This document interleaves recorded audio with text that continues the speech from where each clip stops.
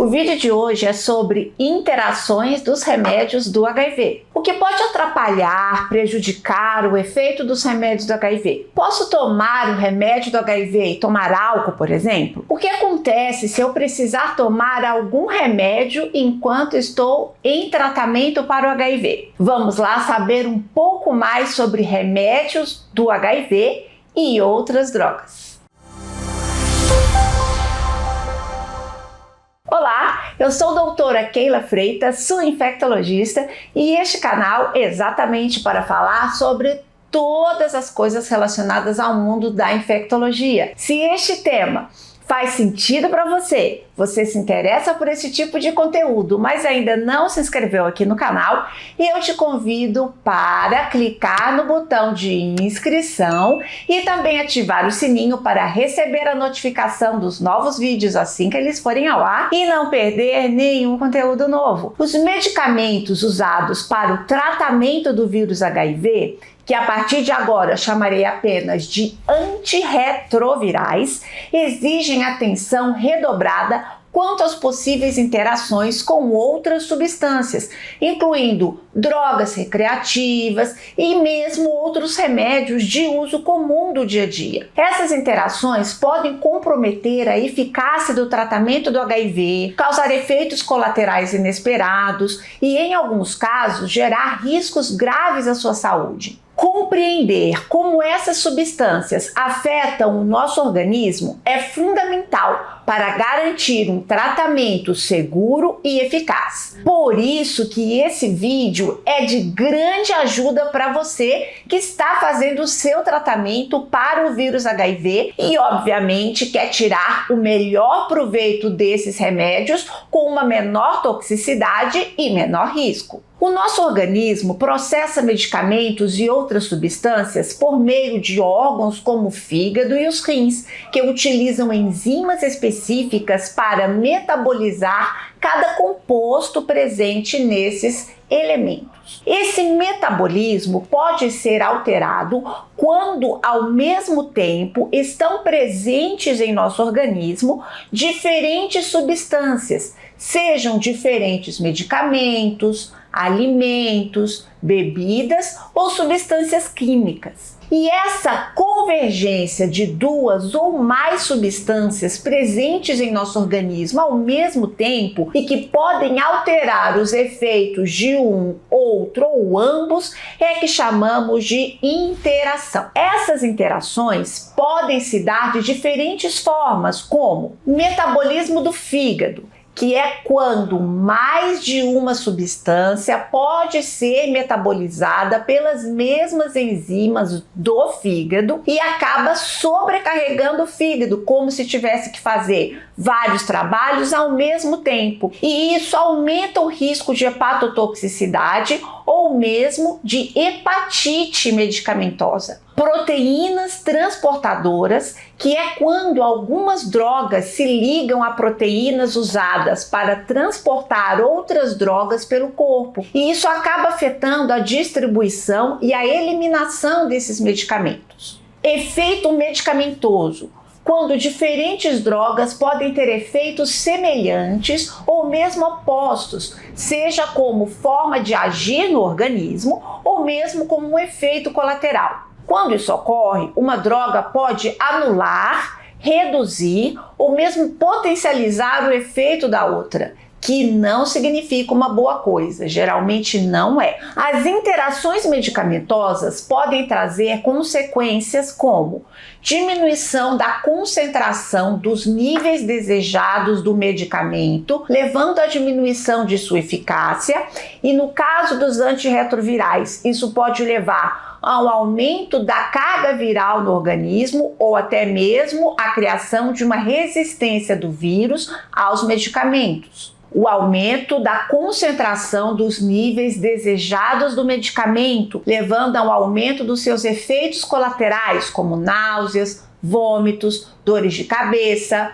dormência, sonolência, dor abdominal, constipação, etc. E o aumento de sua toxicidade em qualquer órgão, de forma mais comum, sobrecarregando rins ou fígado, mas pode acontecer em vários outros órgãos. Quando falamos de drogas, nos referimos a todo tipo de droga. As drogas lícitas, chamadas também de medicamentos, remédios, hormônios, etc., prescritas corretamente de forma responsável com fins médicos ou de forma abusadas para fins estéticos ou mesmo automedicação. Também estamos falando das drogas ilícitas, das recreacionais, como bebidas, álcool, e drogas ilícitas que alteram o estado mental ou mesmo melhoram o desempenho sexual. Estudos específicos sobre interação dos antirretrovirais são escassos, até mesmo porque os estudos feitos para confirmar eficácia, tolerância e segurança deles são desenhados em condições ideais, nas quais as pessoas que fazem uso não possuem várias outras condições que podem confundir os resultados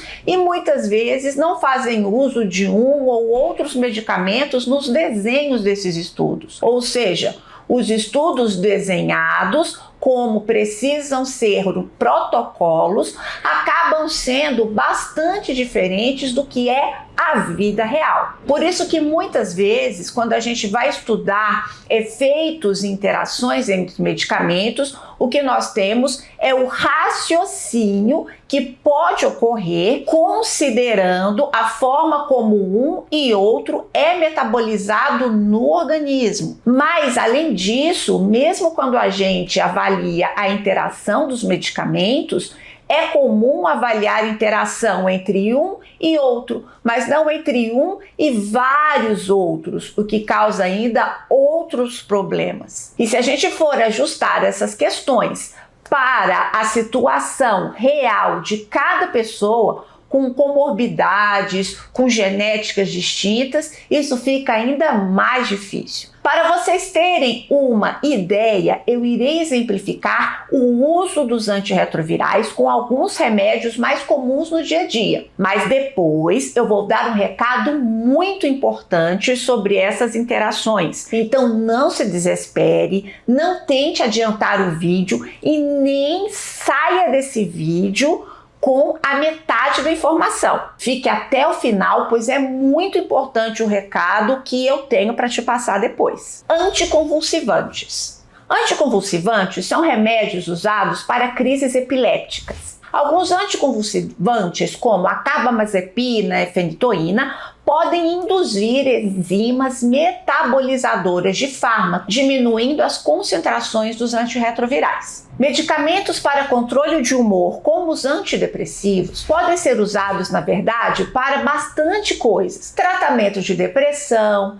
ansiedade, transtorno bipolar, transtorno obsessivo compulsivo, transtorno de déficit de atenção, adição, que é o controle de vícios, ou até mesmo coisas nada a ver, como dor crônica ou mesmo controle de apetite. Tão vasto quanto as indicações deste tipo de remédio são os tipos de drogas usadas para cada uma dessas indicações. Alguns tipos deles, como os inibidores seletivos da recaptação de serotonina, chamados de ISRS, como a sertralina e a fluoxetina, e os antidepressivos tricíclicos, como a amitriptilina e a nortriptilina, são metabolizados pelas mesmas enzimas do fígado, especialmente uma chamada citocromo P450. E o seu uso com antirretrovirais pode aumentar as chances de sobrecarga do fígado. Medicamentos inibidores da monoaminooxidase, chamados de IMAL, como a fenilzina e a selegilina, comumente indicadas para tratamento das depressões não responsivas a outros medicamentos ou transtornos do pânico, se usadas junto a alguns tipos de antirretrovirais, podem afetar neurotransmissores que regulam os níveis da pressão arterial, aumentando excessivamente os níveis da pressão arterial. As estatinas, que são medicamentos usados para controle do colesterol, quando usadas junto a alguns tipos de antirretrovirais, podem aumentar a toxicidade ao fígado ou aos músculos. Esta miopatia, que é a toxicidade aos músculos, pode ser grave, levando a um quadro de rabdomiólise, que é uma situação de intensa lesão às fibras musculares, levando a um quadro de dor muscular intensa e insuficiência renal. A maioria das estatinas pode ser usada com segurança com antirretrovirais modernos, mas ajustes de dose podem ser necessários. Algumas estatinas, como a pravastatina e a rosuvastatina, ou mesmo a pitavastatina, são em geral mais seguras para o uso junto aos antirretrovirais. Anticoagulantes orais. Medicamentos de uso oral usados para ralhar o sangue, como no tratamento ou prevenção de trombose, como a varfarina e outros anticoagulantes orais diretos, às vezes são necessários por um período e às vezes devem ser usados de forma contínua. Eles podem interagir com alguns antirretrovirais, necessitando uma monitorização cuidadosa. Antifúngico azólicos usados no tratamento de várias infecções causadas por fungos, como o cetoconazol, podem inibir enzimas metabolizadoras de fármacos, aumentando as concentrações dos antirretrovirais. Ué, isso é ruim? Sim, pois aumenta a toxicidade do remédio sem trazer nenhum benefício e nem aumento da sua eficácia. Contraceptivos hormonais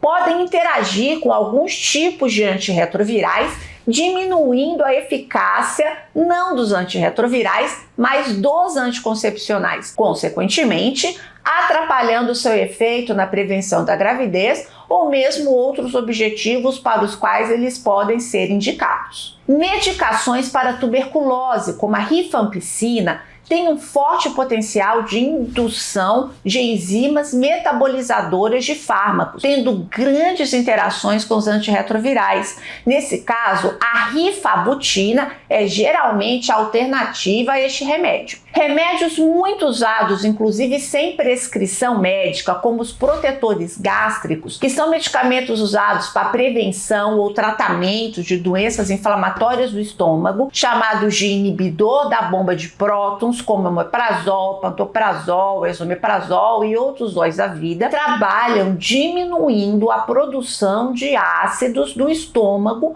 aumentando seu pH. Essa diminuição da acidez do estômago acaba por prejudicar a absorção não só dos antirretrovirais, mas de vários outros tipos de medicamento, inclusive vários nutrientes, que são absorvidos pelo estômago. E aí, se a gente pensa nos antirretrovirais, tem um efeito especial com relação ao atazanavir, que é metabolizado, absorvido no estômago, e aí pode ter uma grande redução da sua eficácia. Vocês viram que interações dos antirretrovirais com remédios pode ser complicado. Então o que a gente faz? Para alguns medicamentos, a simples ingestão em horários distintos, evitando que ambos estejam no estômago ao mesmo tempo, já é mais do que suficiente para resolver a situação. Para outros, é necessário apenas um ajuste de dose. Mas em outras situações deve ser feito realmente um ajuste de esquema, trocando um remédio por outro. Mas preste muita atenção no que eu vou dizer agora. Se sua cabeça estava pensando em outra coisa, volte sua atenção aqui para mim. Está me ouvindo? Tenho toda a sua atenção? Então escute muito bem o que eu vou dizer. Vou até falar mais devagar. Não é porque o medicamento tem interação com os antivirais que ele não pode ou não deva ser utilizado. Oi? Como assim?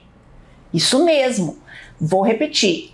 Não é porque um medicamento tem interação com os antivirais que ele não pode ou não deva ser utilizado. Espera. Vamos lá. O que ocorre mais frequentemente são interações que acabam levando a um aumento do risco de toxicidade, especialmente hepática, renal ou mesmo cardíaca, que a depender do benefício que trará e das condições específicas do paciente, mais vale o risco de ser tomado do que de não tratar o que precisa ser tratado. Nesse caso, a gente usa os remédios e monitora de perto. Em outras situações, pequenos ajustes quanto ao horário das tomadas ou das doses usadas já resolve o problema. Apenas em algumas situações é que não se pode usar mesmo os dois juntos. E aí deve-se realizar a troca do esquema dos remédios que precisar entrar novo ou ajustar os remédios do esquema dos antirretrovirais. Quando a situação exige a suspensão de algum medicamento, vale muito a discussão entre o médico infectologista e o outro especialista que está acompanhando a outra comorbidade para definirem juntos os riscos e benefícios de cada esquema e decidirem qual remédio deve ser substituído para maior benefício do paciente. Em outros casos mais peculiares, a interação medicamentosa ou mesmo o efeito esperado de alguma medicação leva à condição que, em situações específicas, algumas medicações necessitam ser suspensas de forma transitória. Isso é particularmente comum ocorrer em medicamentos hematológicos ou cardíacos que alteram a viscosidade do sangue e, em várias situações, devem ser suspensos pelo risco aumentado de sangramentos em algum procedimento, por exemplo, e medicamentos que atuam no metabolismo do açúcar no sangue ou mesmo tempo de esvaziamento gástrico. Por outro lado, nem todos os medicamentos de um tipo, antidepressivos, antibióticos, etc., interagem com todos os antirretrovirais. Daí também a importância da avaliação caso a caso, tanto do paciente quanto dos remédios. Com uma boa conversa entre todos os envolvidos, pacientes e médicos, a gente chega na melhor solução. Cada medicamento de uso contínuo precisa ser avaliado individualmente, caso a caso, pelo médico que acompanha o paciente. Agora, não apenas remédios de farmácia interagem com os antirretrovirais. O uso de outras drogas legalizadas ou não também interagem. A interação entre os antirretrovirais e as substâncias recreativas pode ocorrer no sentido contrário, fazendo com que as drogas se tornem mais potentes e seus efeitos no organismo prolongados. Dessa forma, pode-se levar a uma resposta exagerada, aumentando o risco de overdose, alucinações, quadro de ansiedade extrema ou outros efeitos colaterais. Além disso, alguns tipos de substâncias podem afetar o julgamento de uma pessoa, levando ao esquecimento, abandono do tratamento para o HIV, aumentando assim o risco de possíveis complicações a longo prazo. E como se não bastasse, o uso frequente pode afetar a saúde mental de uma pessoa, gerando quadros de ansiedade, depressão e dificuldades para manter uma rotina de cuidados importantíssima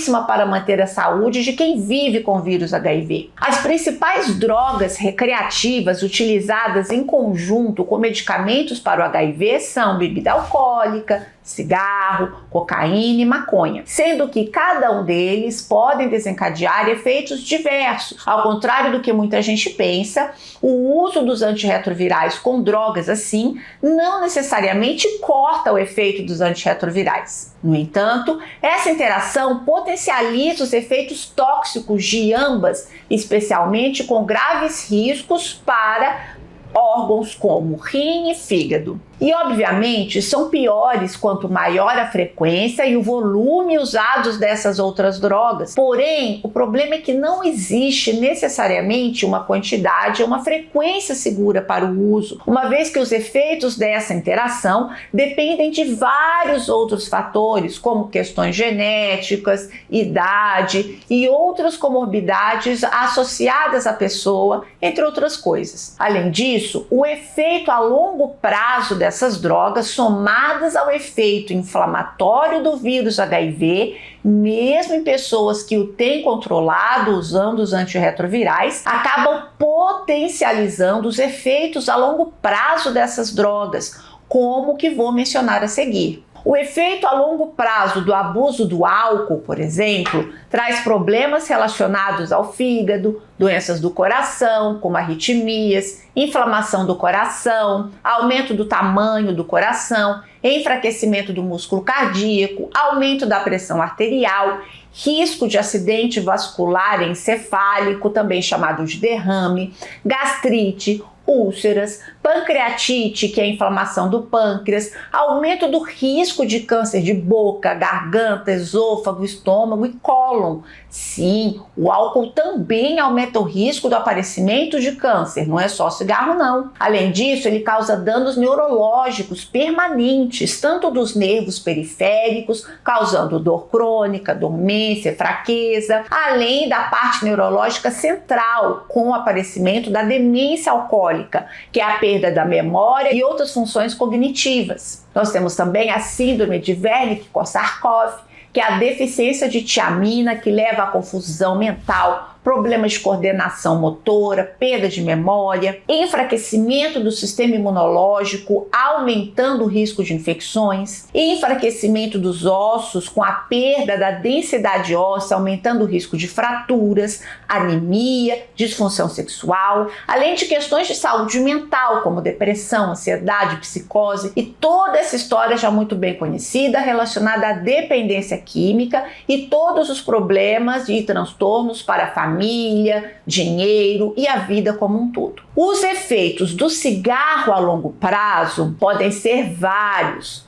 Ele aumenta a chance do acidente vascular cerebral, infarto do coração, trombose, que é o entupimento das veias, depressão, doença crônica do pulmão, como enfisema pulmonar, bronquite, bronquiolite crônica, além de acelerar ou facilitar o aparecimento de pneumonia, responsável por boa parte das mortes de pacientes que vivem com vírus HIV, e o desenvolvimento, obviamente, de vários tipos de câncer, que ao contrário do que muita gente acha, não é só de pulmão, também está relacionado ao câncer de boca, laringe, estômago, bexiga, mas especialmente do pulmão. O cigarro é responsável por 90% dos casos de câncer do pulmão. Os efeitos da cocaína a longo prazo são o enfraquecimento do sistema imune, imagina isso em um paciente que vive com vírus HIV, a diminuição da capacidade motora, redução da visão,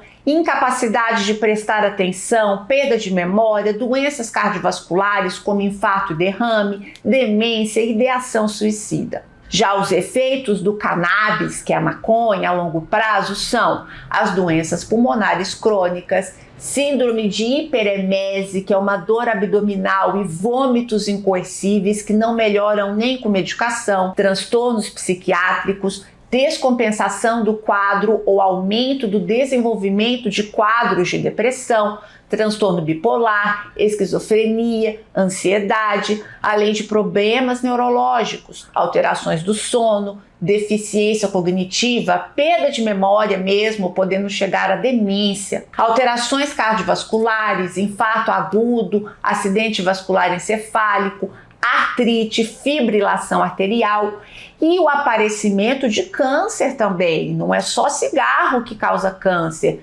maconha também causa câncer de pulmão, testículo, cabeça e pescoço. Escutem bem o que eu vou dizer. Pular as tomadas da medicação para fazer uso de drogas está fora de cogitação, ouviu? Não tem ideias mirabolantes. Não adianta, não resolve. Acontece que quanto maior o atraso da tomada da medicação, mais os níveis do remédio diminuem no sangue, até ficarem abaixo do nível mínimo necessário para conseguir uma supressão do vírus HIV. E a partir desse momento, o vírus pode começar a se multiplicar, aumentando o risco de criar resistência. Além disso, o tempo em que cada medicação leva entre a última tomada e o momento em que ela deixa de fazer efeito, possibilitando a replicação do vírus, varia de remédio para remédio, e o organismo da pessoa também pode mudar isso. E se você ainda não está convencido, mesmo que os níveis do remédio no sangue estejam menores do que estariam se a pessoa tivesse tomado normalmente, ainda assim existe remédio no sangue e a interação medicamentosa pode acontecer de qualquer jeito. Muitas das interações entre uma droga recreacional e os antirretrovirais são comuns a todos os antirretrovirais daquela mesma classe. Além disso, o consumo de drogas recreativas por pessoas vivendo com o vírus HIV vão vão mais além de interações medicamentosas, porque sob o efeito de drogas recreacionais, pessoas vivendo com vírus HIV podem ter mais condutas de risco, se expondo ainda mais a outras infecções sexualmente transmissíveis, ou mesmo se reinfectar pelo vírus HIV, aumentando também a resistência viral